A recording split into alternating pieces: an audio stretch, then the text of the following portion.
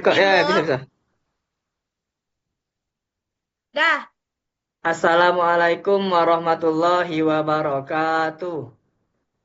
Waalaikumsalam warahmatullahi wabarakatuh. Selamat pagi anak-anak. Pagi Selamat pagi, Bapak. Pak. Bagaimana kabarnya pada hari ini? Baik, Alhamdulillah Pak. baik, sehat. Alhamdulillah sehat semua ya, sehat walafiat ya. Sudah sarapan? Sehat. Ya, Sudah sarapan Pak. belum? Sudah ya? Alhamdulillah. Baiklah. Alhamdulillahirabbil alamin. Wa bihi nasta'in ala umurid dunya waddin. Wassalatu wassalamu ala asyrofil anbiya'i wal mursalin wa ala alihi washabihi ajmain amma ba'du. Sebelum kita memulai pelajaran, ada baiknya kita berdoa terlebih dahulu ya. Eh, Hafal doa belajar kan? Hafal, Bapak. Pak. Nah, baik. Eh, Berdoa dimulai.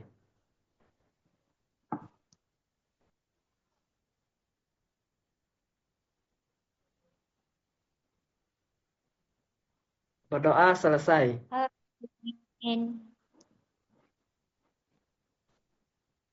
Baik.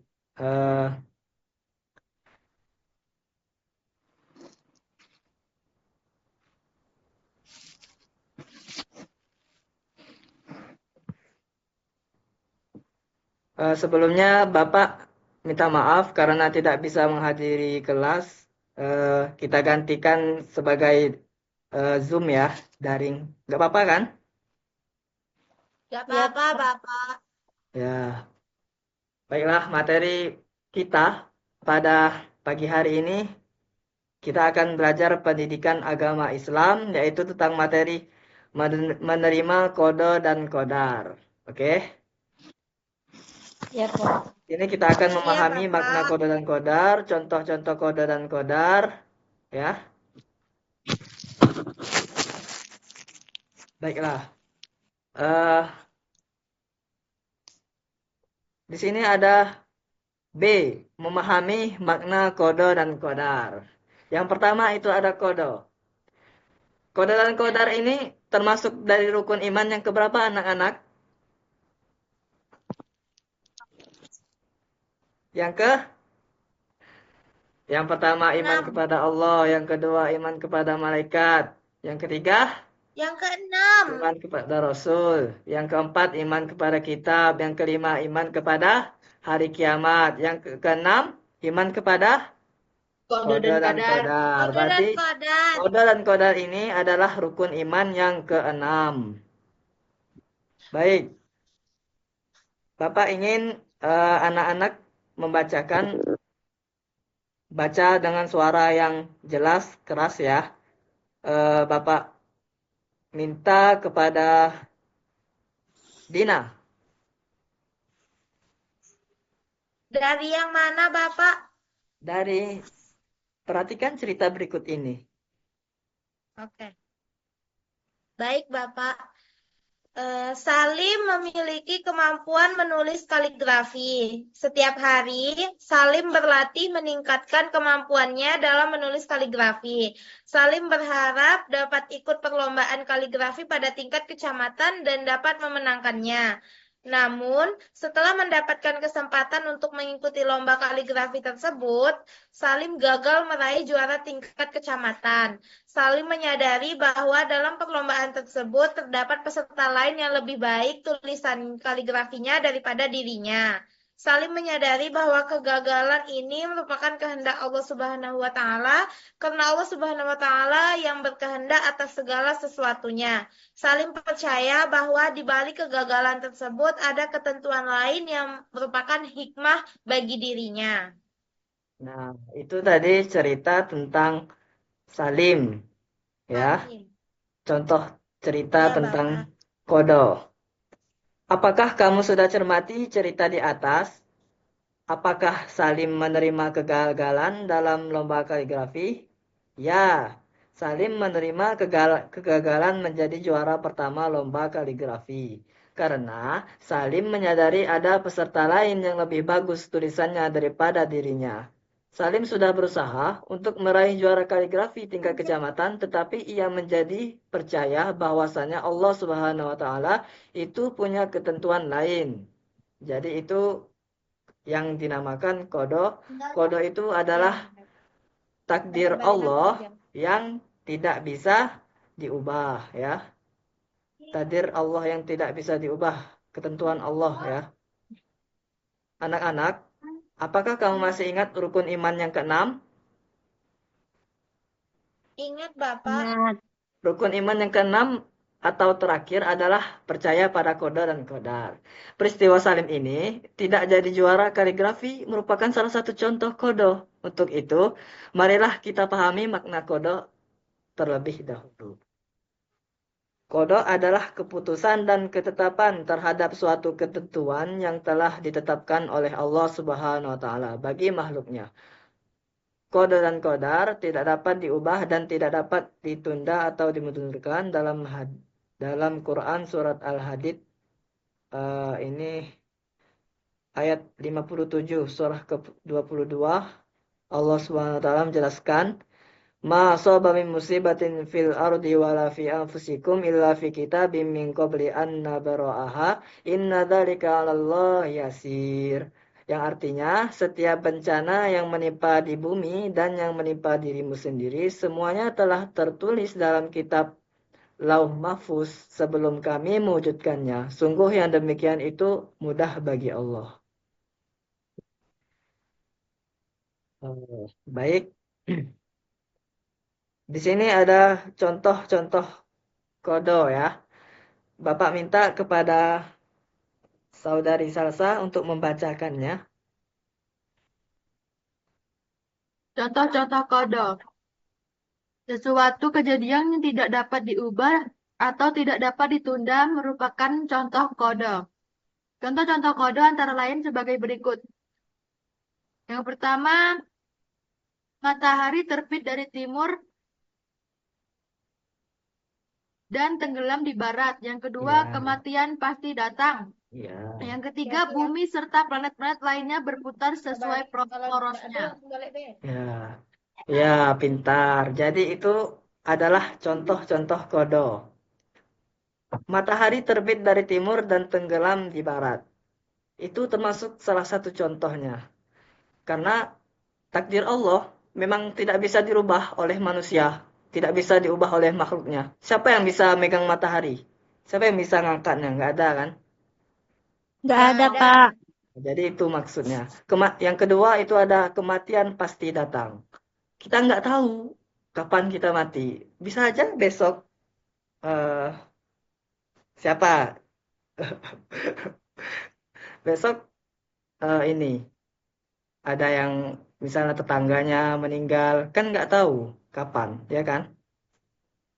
Iya, Bapak. Iya, Bapak, benar. Ya, benar kan? Benar, Bapak. Yang ketiga ada bumi serta planet-planet lainnya berputar sesuai porosnya.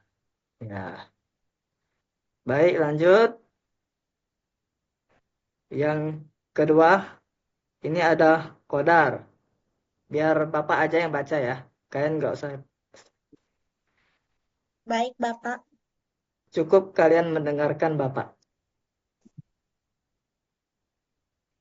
Maryam ditunjuk gurunya untuk mengikuti lomba pidato tingkat kecamatan mewakili sekolahnya. Maryam belum bisa mengarang pidato sendiri. Ia minta bantuan kakaknya, Fahri, setiap hari. Maryam melatih diri dimulai kaca di kamarnya dengan suara lantang dan fasih. Maryam berusaha latihan pidato, kadang di kamar atau kadang di ruang tamu, di hadapan ibunya. Maryam tidak merasa kesulitan melafalkan ayat Al-Quran. Namun demikian, gaya berpidato harus benar-benar dipelajarinya. Maryam sering merekam para ustadz dan ustazah yang berceramah di televisi. Maryam masih merasa grogi bila berpidato di depan orang banyak. Oleh karena itu, ia minta ibundanya selalu mendampinginya saat ia berlatih. Hari pelaksanaan lomba keterampilan agama Islam tiba. Maryam merasa sudah siap lahir dan batin. Ketika namanya dipanggil panitia untuk tampil, Maryam segera ke mimbar dan berpidato sesuai latihan. Panitia memberi batasan waktu 30 menit. Batas waktu itu dimanfaatkan Maryam dengan baik. Maryam membawakan pidato dengan tema hormat kepada orang tua. Para penonton memberi tepuk tangan setelah Maryam turun dari mimbar. Tiba saat yang mendebarkan Maryam, yaitu pengumuman juara pidato. Para hadirin dan anak-anak yang berbahagia, kami akan mengumumkan para pemenang pidato. Suara Pak Karim. Salah seorang panitia lomba pidato, Maryam dan para peserta lomba pidato lainnya berdebar dan harap-harap cemas. Anak-anak, pemenang pertama lomba pidato tahun ini jatuh kepada Maryam. Suara Pak Karim lantang mengumumkan juara pertama pidato. Betapa senangnya hati Maryam mendengar pengumuman tersebut. Maryam sujud syukur. Berbeda dengan Mila yang juga ikut lomba pidato, wajah Mila tampak sedih. Ia tidak bisa menyembunyikan kekecewaannya karena belum berhasil menjadi juara lomba pidato tahun ini. Mila menyadari bahwa ia tidak giat berlatih seperti Maryam. Baik anak-anak, dari cerita di atas kita dapat menyimpulkan qada atau takdir adalah segala ketentuan Allah Subhanahu wa taala yang telah berlaku terhadap semua makhluknya. Namun, qadar dapat diubah dengan usaha manusia dan ikhtiar seperti kisah ikhtiar Maryam di atas yang gigih berlatih pidato akhirnya membuahkan hasil menjadi juara pertama pidato dalam kegiatan lomba keterampilan agama Islam. Ikhtiar itu artinya usaha, ya. Dia berusaha menghafalkan pidato, berlatih, geladi sendiri, minta ibunya menyimak pidatonya, ya gitu. Baik. Eh, ini ada contoh-contoh qadar. Yang pertama itu menjadi pintar dan menjadi juara kelas karena belajar dan berdoa. Hore, Maryam juara itu. Itu yang seperti Maryam tadi ya. Karena dia belajar, ikhtiar. Menjadi juara lomba pidato seperti Maryam. Yang ketiga, menjadi anak yang disenangi dalam pergaulan karena ramah dan suka menyapa kepada siapa saja. Yang keempat, menjadi anak yang pandai membaca Al-Quran dan menjadi qori-qoriah terbaik di sekolah atau sampai ke tingkat provinsi harus saling gigih. Jadi, qadar itu takdir Allah Subhanahu wa taala atau ketentuan Allah Subhanahu wa taala yang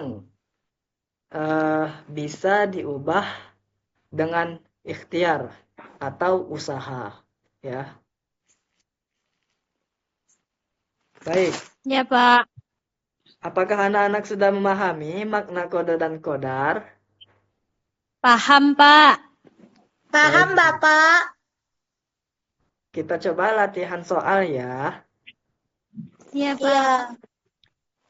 Yang pertama, lahir sebagai anak laki-laki itu termasuk kodo atau qadar? Kodok. Kodo, Bapak. Kodo, ya Kodo. benar. Kenapa kodo? Karena lahir sebagai anak laki-laki kan itu kan tidak bisa diubah ya. Manusia tidak bisa mengubahnya, ya kan? Iya, Iya. betul. Cuman Allah yang tahu dan tidak bisa diubah oleh manusia. Yang kedua itu menjadi juara lomba pidato. Koda atau kodar? Kodar. Kodar. Kodar. Kenapa kodar? Karena masih bisa berusaha. Ya, Bisa diubah benar, pinter. Oke, ya. takdirnya. Yang ketiga, menjadi pedagang yang berhasil hingga memperoleh kekayaan. Koda atau kodar? Kodar. Kodar. Kenapa kodar? Karena masih bisa bekerja, masih bisa berusaha, Bapak, biar Iya, memperoleh betul. kekayaan. Iya. Yang keempat itu lahir sebagai anak perempuan. Koda atau kodar? Kodo. Kodok. Kodo. Kenapa kodo? Karena tidak bisa dirubah lagi. Iya, Takdir dari pinter.